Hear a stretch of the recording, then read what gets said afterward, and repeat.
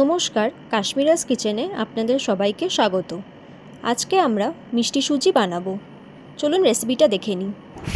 মিষ্টি সুজি বানানোর জন্য প্রথমেই আমরা শুকনো খোলায় 2-3টে এলাচ নেড়ে নেব।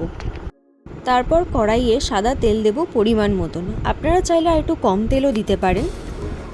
তেলের সাথে 2-3 চামচ ঘি দিয়ে দেবেন, তাহলে স্বাদটা আরও ভালো হবে। এরপরে আমরা কড়াইয়ে 2টো তেজপাতা দিয়ে দিলাম। কিছুক্ষণ আমরা তেজপাতাটাকে নেড়ে নেব। তারপর আমরা 200 গ্রাম সুজি দিয়ে দিলাম ওই তেলের মধ্যে। কিছুক্ষণ ধরে আমরা সুজিটাকে নাড়তে থাকবো। ভালো করে ওটাকে মেশাতে হবে তেলের সাথে এবং ঘিয়ের সাথে সুজিটাকে। আপনারা চাইলে আরেকটু বেশিও সুজি নিতে পারেন আপনাদের পরিমাণ মতন, এবং আপনাদের বাড়িতে কতজন খাবে সেই বুঝে আপনারা সুজিটা নিয়ে নেবেন।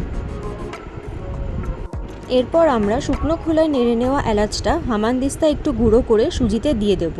দিয়ে ভালো করে আমরা মিশিয়ে নেব। এরপরে আমরা ভালো করে সুজিটাকে নাড়তে থাকবো। যত ভালো করে আপনারা নাড়বেন তত দেখবেন সুজিটা একটা ভাজা ভাজা রং আসবে। তারপরে আমরা সুজির মধ্যে কয়েক টুকরো কাজু দিয়ে দিলাম। কাজু দেওয়ার পরেও আমরা বেশ ভালো মতো নাড়বো সুজিটাকে।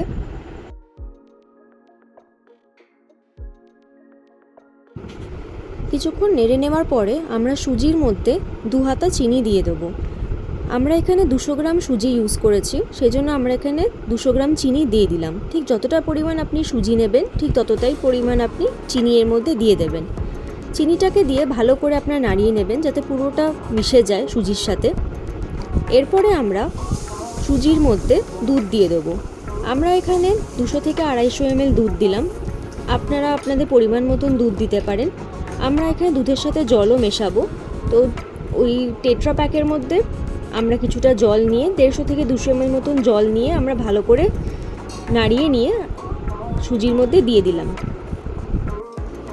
আপনারা এখানে চাইলে সুজিটা পুরো দুধেই করতে পারেন, তাতে কোনো সমস্যা হবে না। কিন্তু আমরা এখানে দুধের সাথে জল মিশিয়ে নিয়েছি। আমরা এখানে 200 থেকে 250 ml দুধ দিয়েছিলাম, তার সাথে আমরা 150 থেকে 200 ml জল আরও অ্যাড করেছি। এরপরে ভালো করে নাড়তে থাকবেন যাতে নিচে সুজিটা লেগে না যায়। আস্তে আস্তে নাড়তে নাড়তে দেখবেন সুজিটা একটু টাইট হয়ে আসছে, তখন ওপরে কিছু কিশমিশ আপনারা দিয়ে দেবেন। কিশমিশ দেওয়ার পরেও আমাদেরকে আরেকটু নাড়তে হবে যাতে সুজিটা আরেকটু টাইট হয়ে যায়। আস্তে আস্তে নাড়তে নাড়তে দেখবেন সুজিটা টাইট হয়ে আসবে, তখন আমাদের সুজিটা তৈরি হয়ে যাবে। সুজিটা আমাদের এখানে তৈরি হয়ে গেছে। ঠিক এইরকম কনসিস্টেন্সি সুজিটা থাকবে। আপনারা চাইলে সুজিটা এমনিও খেতে পারেন বা লুচির সাথেও খেতে পারেন। আপনাদের যদি আমাদের আজকের ভিডিওটা ভালো লেগে থাকে তাহলে একটা লাইক করে দেবেন। আজ তাহলে আসি, আবার দেখা হবে।